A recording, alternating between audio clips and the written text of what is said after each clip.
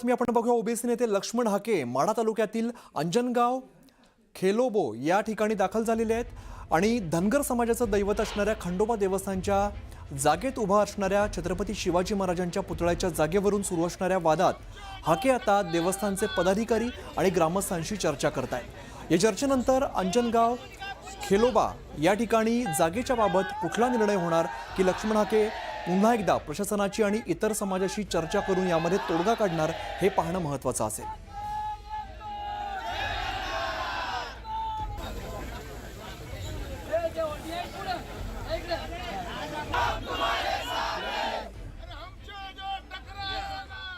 पुढची मोठी बातमी आपण बघूया। कोकण रेल्वे आता पश्चिम रेल्वेच्या मार्गावरून धावणार आहे। रत्नागिरी दिवा पॅसेंजर ट्रेन पश्चिम रेल्वेवरून धावणार आहे। खासदार रवींद्र वायकरांनी या संदर्भात सूतोवाच केलेलं होतं। नायगाव ते जुचंद्र मार्गे पश्चिम रेल्वे मध्य रेल्वेला आता कनेक्ट होणार आहे आणि नायगाव ते जुचंद्र कॉड लाईन प्रस्तावित असल्याची माहिती आहे। कॉड लाईन नंतर वांद्रे टर्मिनसवरून कोकणात थेट जाता येणार आहे आणि पश्चिम रेल्वेच्या वरिष्ठ अधिकाऱ्यांनी ही महत्त्वाची माहिती दिली आहे।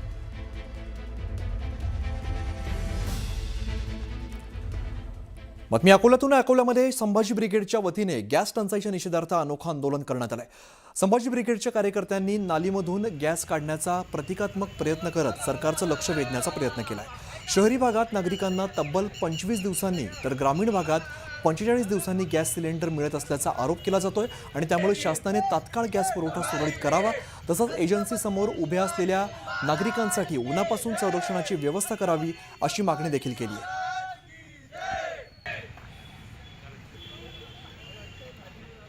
पुण्यातील अनेक रस्ते अवकाळी पावसामुळे जलमय झालेत आणि पुण्यामध्ये अवकाळी पावसाचं पाणी काही भागात शिरलेलं बघायला मिळत आहे।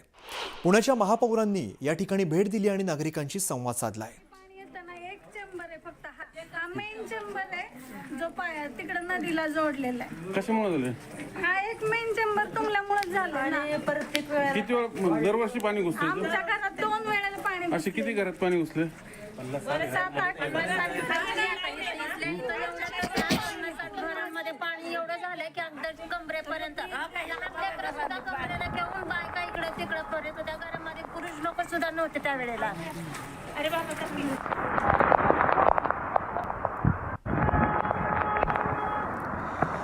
तर पुण्यामध्ये बराच वेळ हा मुसळधार पाऊस झाला। अवकाळी पावसामुळे अनेकांचं नुकसान झालेलं आहे। अनेक रस्त्यांवरती पाणी साचल्याची आपण दृश्य बघितली। दरम्यान या परिसरामध्ये मोठ्या प्रमाणात पाणी शिरलं आणि या ठिकाणी आपण बघतोय नागरिकांच्या व्यथा ते मांडताना दिसत आहेत। पुढे अजून काही ठिकाणी जाणार आहे तर आता काही लोकांच्या घरात पाणी गेलेलं आहे सिंहगड रोडला सुद्धा। आणि आता इथे आपण पाहिलं तर झाड पडले आणि एक महिला दगावली। अत्यंत वाईट घटना झालेली आहे। काही काल देखील अवकाळीच्या विषयात जर बोलायचं झालं तर आपण साधारण 2 महिने आढावा बैठक घेऊन लवकरात लवकर टेंडर्स लावण्याचं प्रक्रिया पूर्ण केली होती। ते टेंडर्स क्लोज झाले होते, L1 फायनल झाला होता, कॉन्ट्रॅक्टर्स फायनल झाले होते आणि त्यांनी प्रत्यक्षात काम सुरू सुद्धा केलं होतं। त्यामध्ये सॉफ्ट वॉटर लाईनचं क्लिनिंग असेल, ओढे नाले स्वच्छ करायचे असतील, वेळेच्या आधी हे पूर्ण झालेली होती सगळी प्रक्रिया। परंतु यावर्षी पाऊस हा मार्च एंडमध्ये आलेला आहे। साधारण एप्रिलमध्ये ह्या सगळ्या कामांची सुरुवात होत असते।